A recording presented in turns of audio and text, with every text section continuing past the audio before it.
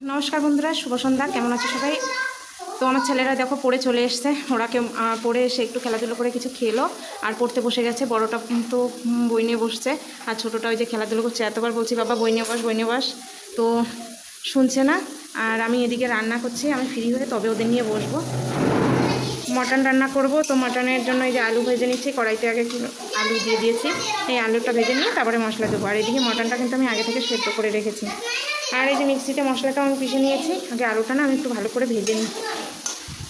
আজকে মটনটা একটু অল্প, ওই জন্য ভাবলাম একটু আলু দিই।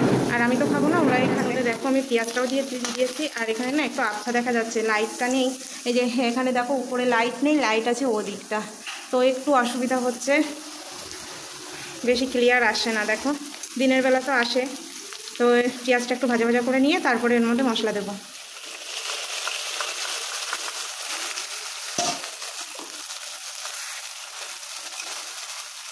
পেঁয়াজটা না একটু বেশি ভাজা হয়ে গেল, গ্যাসটা বাড়ানো ছিল, আমি বুঝতে পারিনি, একটু কাজে ছিলাম।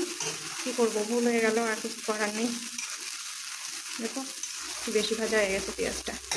এখন মশলাটা আগে না কষিয়ে নিই সুন্দর করে, তারপরে মাংসটা দেবো। মাংসটা আগের থেকে যেহেতু সেদ্ধ করে রেখেছি তো বেশি জাল লাগবে না, তো মশলাটা আগে কষিয়ে নিই।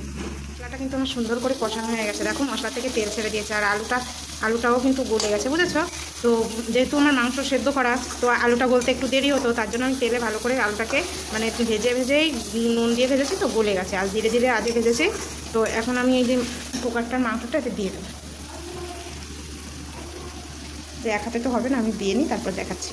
এখন মাংসটা ঢেলে দিয়েছি। আর মাংসটার মধ্যে কিন্তু আমি এক্সট্রা জল দিইনি, মানে মাংসটার মধ্যে যে জল বেরিয়েছে আর আমি সামান্য একটু জল দিয়েছিলাম সেই জলটাই আমি আর জল দিইনি। আর বেশি ঝোল রাখবো না, যেহেতু ওরা 2-3 জনেই খাবে, 2 বাচ্চা আর ওর বাবা। ছোটো ছেলে বায়না করছে যে মা রুটি খাবো, আর বড় ছেলে বলছে মা ভাত খাবো। এই গরমে দুজনে মানে দুরকম বায়না করছে। তো আমি বললাম ঠিক আছে বাবা ভাতই রান্না করবো, নানু এখন ভাত খাওয়া। বলছে না তুমি মা দাদার কথা শোনো, আমার কথা শোনো না, এরকম দুই ভাই করছে। তো দেখি এখন দুটোই করবো। তো মাংস তো হয়ে গেল। এখন দেখো মাংসটার কালারটা কি সুন্দর এসছে, আমার তো খুব ভালো লাগছে। খাই না বলতে আগে না আমি খেয়েছি কয়েকবার, কিন্তু আমার না ঠিক ভালো লাগে না, খাওয়ার পরে একটা স্মেল আসে, তো ওই জন্য আমি খাই না। তো একটু গরম মশলা দিয়ে এখন মাংসটা নামিয়ে রাখবো। দেখো কি সুন্দর হয়েছে মাংসটা। তো তার সঙ্গে একটু আটাও মেখে নিয়েছি আমি। ওই যে ছোটো ছেলের বায়না মা রুটি খাবো, ওর আবার রুটিটা না বেশি পছন্দ, মানে ও সবসময় রুটিটাই খেতে চায়।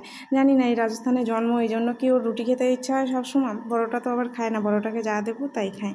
আর এখানকার মানুষ সবসময় রুটি খায়, তো সেই রকম দেখি ওই এখানকার মানুষের মতো শাক সবজি, মানে এখানকার মানুষ যেরকম খেতে পছন্দ করে ওই ছোটোটাও কিন্তু সেরকম খেতে পছন্দ করে।